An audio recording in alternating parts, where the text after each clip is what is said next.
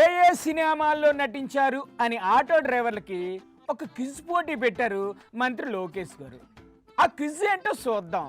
నమస్తే సార్, ఇంక స్టార్ట్ చేయండి. నందమూరి తారక రామారావు గారు కూడా డ్రైవర్ గా నటించిన సినిమా డ్రైవర్ రాముడు. డ్రైవర్ రాముడు, అబ్బబ్బబ్బబ్బా, ఆ అన్నగారు ఎరగదీస్తారా బొమ్మలో.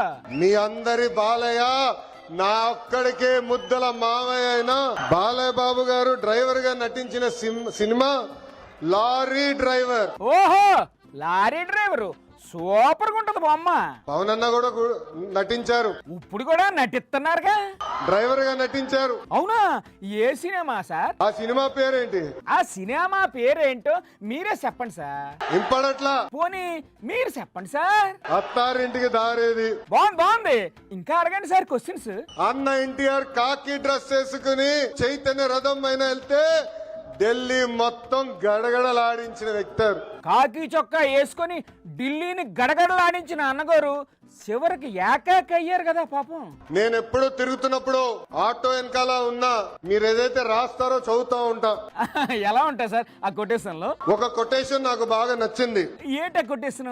అందరూ బాగుండాలి, దాంట్లో నేను కూడా బాగుండాలి అని చెప్పారు. ఆహా, సూపర్. ఇంకోటి చెప్పండి. జరా భద్రం భయ్యా, మనందరం చల్లగా ఇంటికి వెళ్ళాలి. మనం భద్రంగా ఇంటికి వెళ్ళాలంటే రోడ్లు బాగుండాలి కదండి. ఆటో వెనక నవ్వు తెప్పించే కొటేషన్లు కూడా ఉన్నాయి స్వామి. అవి కూడా చెప్పండి, ఓ పని అయిపోతుంది. అప్పు చేసి కొన్నాను, నన్ను చూసి ఏడవద్దు అని చూసావిడు. అయిపోయాయా? ఇంకా ఏటన్నా ఉన్నాయా? ఇంకోటి అది కూడా వదలండి. హాయ్ అని ఆశ పెంచొద్దు, బాయ్ అని బాధ పెట్టద్దు. నిరుద్యోగ భృతి అని ఆశ పెట్టొద్దు, గెలిచాక ఇవ్వకుండా బాధ పెట్టొద్దు.